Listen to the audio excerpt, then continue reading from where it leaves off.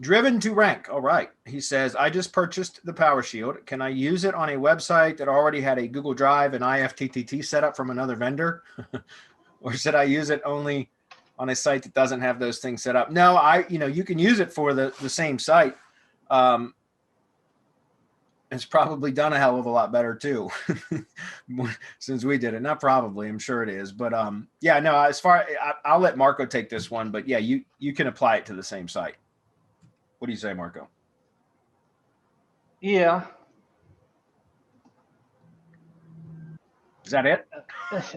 Yeah, I mean, they ask these questions and you can never be really sure, right? Yeah, that's true. I'm not sure what it is that we're doing, or can I use it on a website that already had a Google Drive? Yes, because we will use that Google Drive and we will get the IFTTT login. So what you're missing is the G site, and if I'm reading this correctly, the ad ID, right? But don't use it on anything else, unless I'm misreading this. Well, he's saying that he had a website that already had a drive stack that was built by some other vendor, as well as an IFTTT setup. Yeah. So he wants to apply the new SEO PowerShield that he bought from us and all of its components to the same website.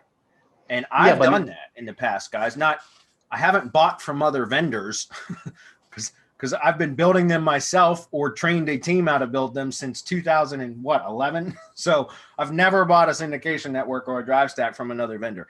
That said, I have had some networks that were older that weren't set up correctly, or things have changed or whatever. And for example, I've got a tree service, one of my tree service locations that I built this drive stack for way back in probably 2015 when I learned how to do that from Marco, before we had even launched RYS Academy. And I had built one. In fact, it was the training that I did. I remember specifically, it was for Culpeper Tree Service. And it was because I had built that for the training that I did for RYS Academy, because Dr. Gary did the training originally, but then people said they wanted me to do the training. So I went in and built a drive stack for Culpeper Tree Service.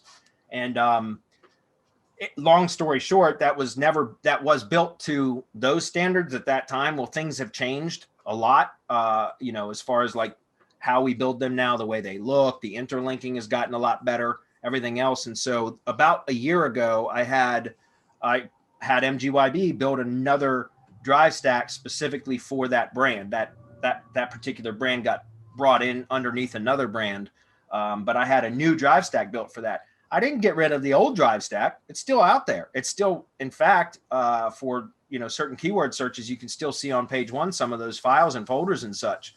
But I just had a new one built to kind of replace that one. But I just didn't de-index the other one or set it to private or anything, because there was really no, perhaps except for the name being changed because I brought that underneath another brand.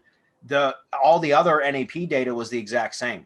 And Culpeper Tree Service is actually also a keyword instead of just a brand, right? Does that make sense? So it really didn't ambiguate my brand when I changed the brand name, because all the other NAP data stayed the same. So my answer is I would just go ahead and apply the PowerShield to the project, even if you had the other stuff. You can decide whether or not the other stuff was toxic and you want to eliminate it or set it to non-public or whatever. That's up to you. We can't tell you that without looking at it anyways, but I can tell you if it was built by somebody else, it probably wasn't done right. So yeah, we can't be responsible for what somebody else did. My main concern here would be, dude, don't create ambiguity. If you create ambiguity, it's going to kill whatever it is that you're doing. And it's really hard to disambiguate once you've done so.